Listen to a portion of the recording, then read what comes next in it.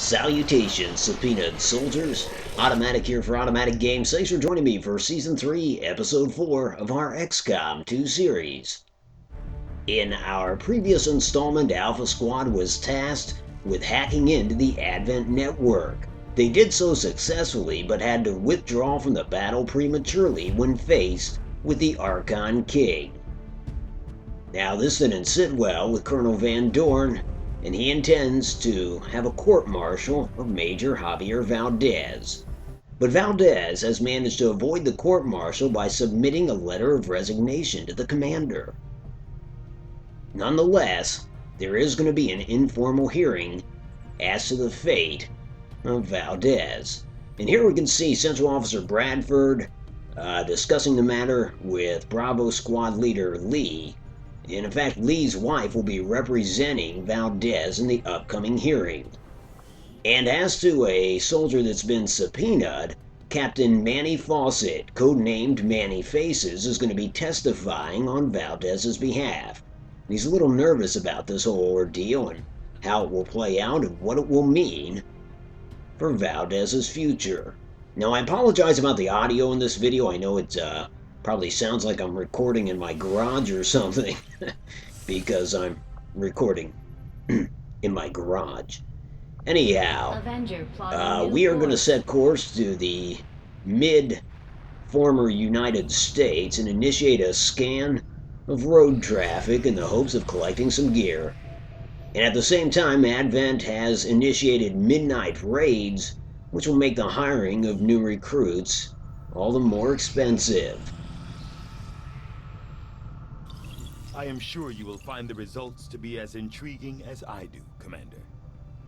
Okay, Psionics, let's have a look. And this has been a long-awaited development, and it is my hope that by the end of this season, we'll have a Psi operative participating in our engagements. We can now build the Psi lab, and we can also build the advanced Psi amp. Now, as to our next endeavor, I think we're going to get into powered armor. I had assumed you'd make that research a priority, Commander. I'll notify you as soon as the report is available.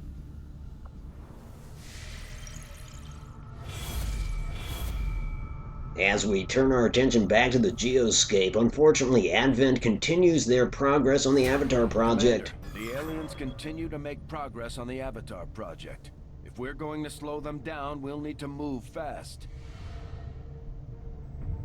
Oh well, I mean, we've got a UFO looking for us. Damn. Now Advent has initiated a rapid response system, so they'll be sending reinforcements on every mission for the next month. Incoming message for you, Commander. Patching it through to your quarters now.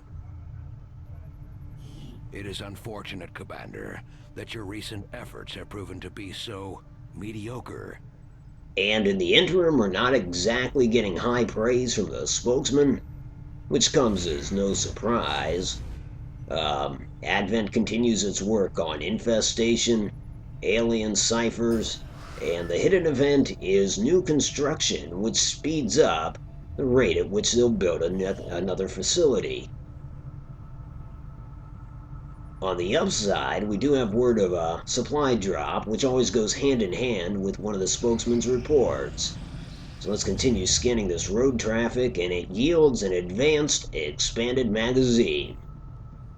Well, great. Setting course for the Western U.S. Precinct.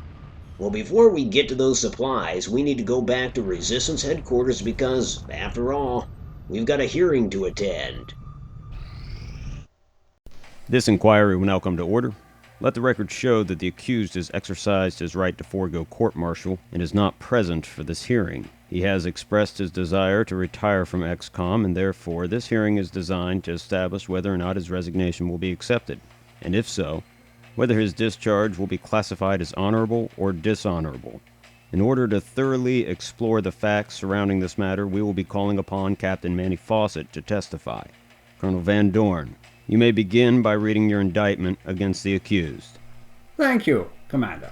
Since this is not an official court-martial, I will simply state for the record that I am seeking to determine whether or not Major Valdez retired his squad in the face of the enemy, and, in so doing, disobeyed a superior officer. You are choosing not to read the indictment? Well, in light of the circumstances, I believe it best to dispense with some formalities. Very well. You may begin with your line of questioning. Thank you. Captain Fawcett, please state for the panel your MOS here at XCOM. I am the marksman for Alpha Squad, and have been since its inception. And, as such, you were present for the August 6th operation that is the subject of this hearing? I was. And during that mission, did you hear Colonel Bradford order Alpha Squad to clear the area of enemy combatants? You know I did. Did Major Valdez acknowledge this order? Not that I recall. Did it appear to you that Alpha Squad was moving to clear the area of enemy operatives? The squad advanced in pursuit of a retreating codex, in compliance with the order. Well, that would indicate that Major Valdez did receive said order, would it not? I can't say. Continue, Captain. What happened next? The leading element of the squad, Major Valdez, encountered 3 Archon, one of which was identified as the Archon King. When did Major Valdez call for extraction? Shortly thereafter, the Archon King constituted a serious threat. I would presume any alien constitutes a threat. Not necessarily. I will remind the commander that Delta Squad suffered serious losses from a simple Advent trooper, thus supporting my assertion that any enemy combatant constitutes a threat to a squad's well-being. Well, we're not Delta Squad. Did Major Valdez order a withdrawal before the area was cleared of enemies? Yes, but I believe that he might remain behind had he not been incapacitated by the Archon. Oh, that's speculative. Let the record show that a general withdrawal was in fact ordered in direct violation of orders to engage remaining Advent elements. That is all, Captain. Thank you for your testimony. Would the defense like to cross-examine the witness? Indeed. Captain Fawcett, is it true that Major Valdez was decorated for valor in the line of duty on numerous occasions? Objection! We are not here to question his service record, but his most recent act of cowardice. His prior acts of valor are as immaterial as his prior acts of defiance in relation to the uniform code. Alpha is not the only squad to alter their uniforms. The objection is sustained. This isn't about your uniforms nor your previous missions. Fine. Is it true that Major Valdez was unconscious when he was withdrawn from the battlefield? That is true. Objection! That's conjecture. How so? From your position atop the church, could you possibly know whether or not the Major was unconscious? Excuse me, Colonel. This is my witness. You had your chance. In a sense, it's a valid question. How do you know he was unconscious? Major Ham treated him aboard the Sky Ranger, and I watched him regain consciousness. Do you trust Major Valdez? I have trusted him with my life on several occasions, and I would do so again in a heartbeat. You were the last man aboard the Sky Ranger? Yes, I covered the withdrawal. Normally Major Valdez would be the last man out, but seeing that he was unconscious, I chose to stay behind instead. Commendable. It was my duty to do so. Do you know that you are being considered for squad commander? I was not aware of that, no. If you had to choose between yourself and Major Valdez commanding Alpha Squad, whom would you choose? That's easy. Major Valdez. I'd follow him to the gates of hell. I see. Before we conclude, Captain, is there anything you would like to say to the commander? Yes. It is the opinion of everyone in Alpha Squad. Objection! He cannot speak for the entire squad. Sustained. Speak only for yourself, Captain. It is my opinion that Colonel Van Doorn has been out to get Major Valdez for a while. Objection! You're going to have to back that up, Captain. The Colonel's disdain for Alpha Squad stems from the fact that we don't perfectly comply with his dress code standards. I believe that his grievances are petty, and that the commander should allow each squad to outfit themselves how they see fit.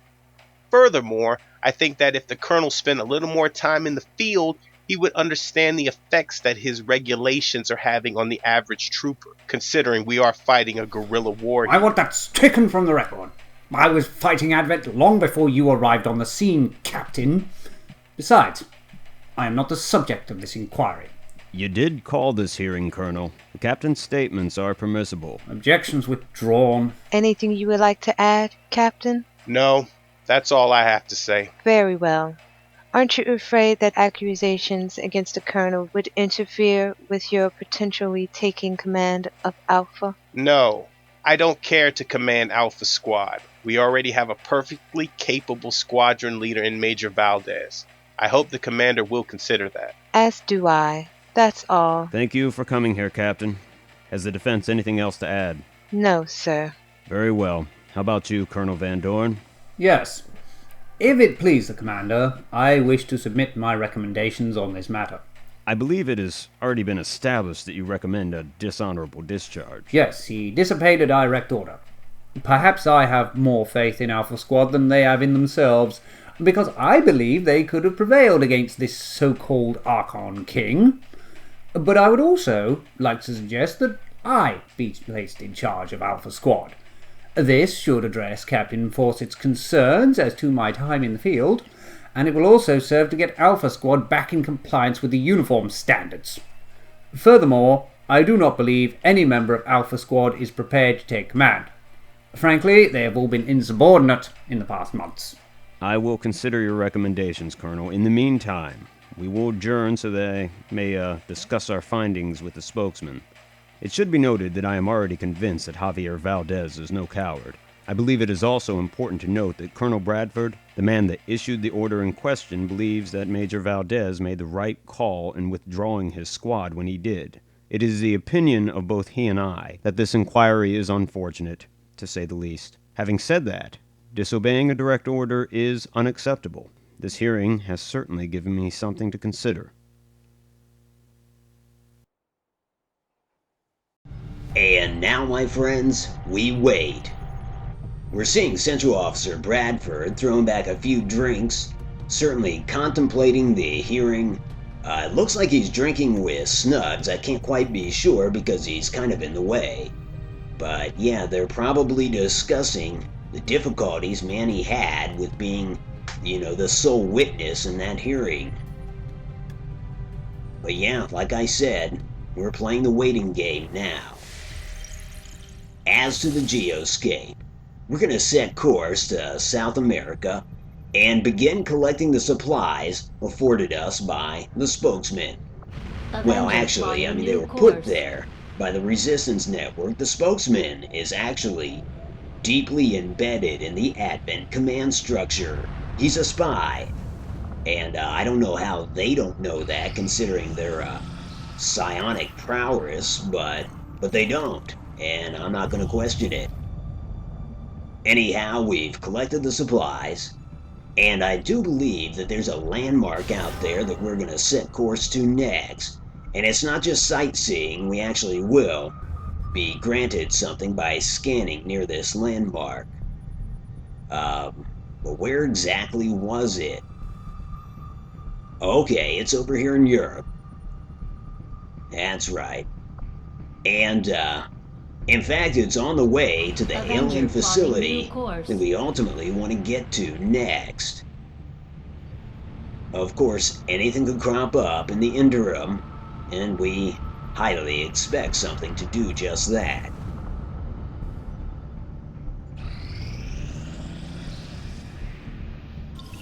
I have made a number of interesting discoveries, Commander. Hell yes, powered armor. Let's have a look. And so this research grants us 5 different types of armor.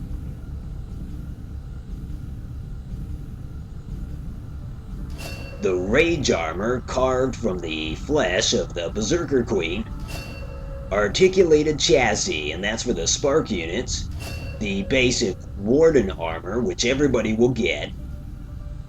The War Suit, which is a heavy variant of the Warden armor. And finally, the Ray Suit, which is a lighter variant utilized by scouts. And as to our next research, it's going to be the plasma rifle. I'll see that work begins immediately, Commander.